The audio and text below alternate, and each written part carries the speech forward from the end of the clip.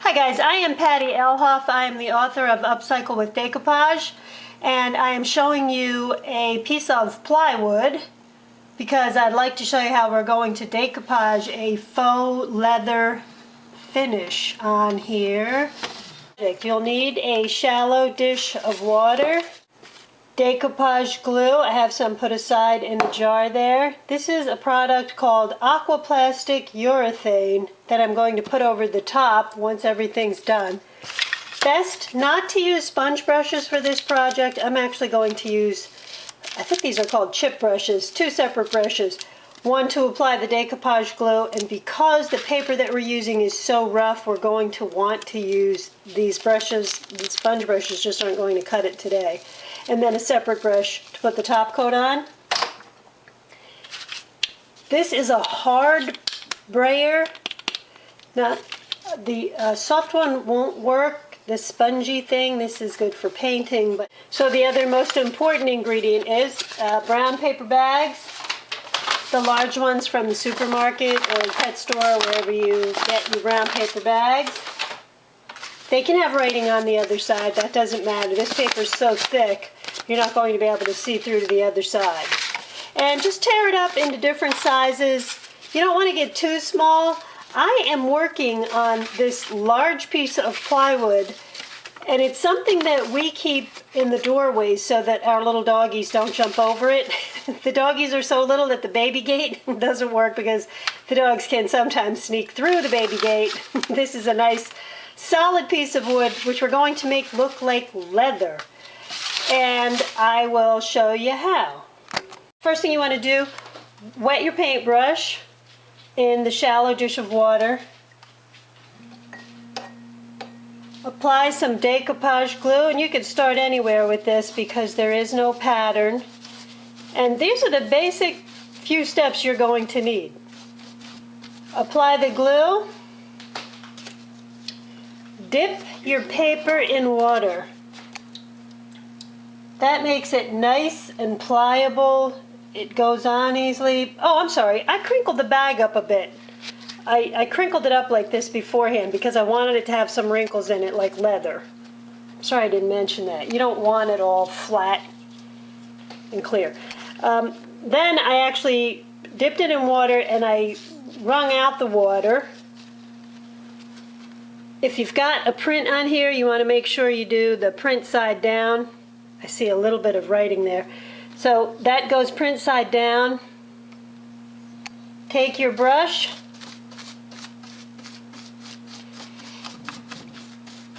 Flatten that out.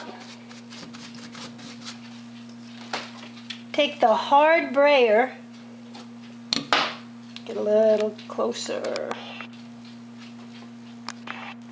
Take the hard brayer. You just want to make sure you don't have any air bubbles under there. Whoops. Don't do it too much because as you can see it pulls the paper right up. And even though it looks like I'm flattening this out, there's still going to be wrinkles left in there that you'll be able to see once this dries.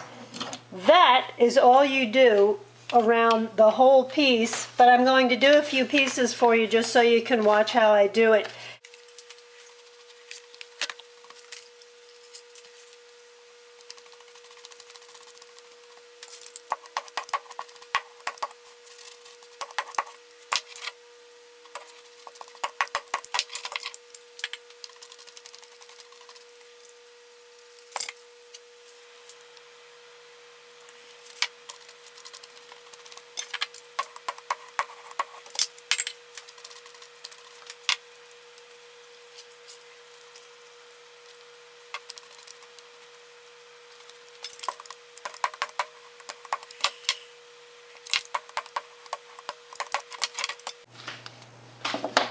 Okay, you got the basic idea. I'm going to do this over the whole surface.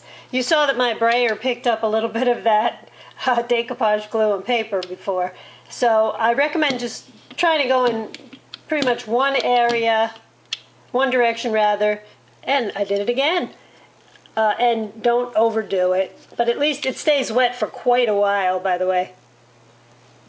And if you have different color paper bags, that's even better. I don't mean different color, like the colors of the rainbow, I mean different spectrums or hues of this brownish color, because some paper bags are very dark and some are a bit lighter, and it just makes for a nicer look. So I'm going to finish the rest of this, and then I'll come back and tell you the next couple of steps. When you get to an end over here, it's perfectly fine to overlap, or you can just use those straight edges that were on the bag to begin with, like this one. Kind of hard to see there. That's probably the top of the bag.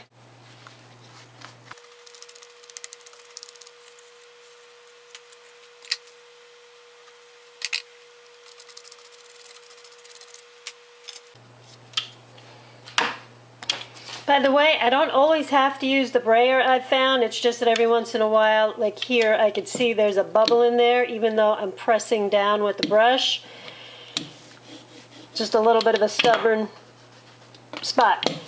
I also don't like these straight edges, so I'm going to cover that up with a piece of the torn paper to mask the straight edge. And I'll continue on with the rest of the piece of plywood. We want to let this whole thing dry. When it's dry, come back and take some decoupage glue and slather it over the whole piece all over again. But I'll come back and show you that when I'm done. First, for now, I just wanted to let you know, once you're finished with the whole thing, put this in the driest room in your house, or outside if that's possible, okay? And we'll move on to the next step. The top coat that I was going to use, you can tell by the can it looked pretty old. It was actually hardened on the inside, so I could not use that. I'm instead switching to Minwax water-based polyacrylic, and I'm going to coat the whole piece. Now that it's dry, I let it dry overnight. I put 2 additional coats of decoupage glue over top of it, and I let it dry between each coat. Now I'm going to make sure this one is stirred very well.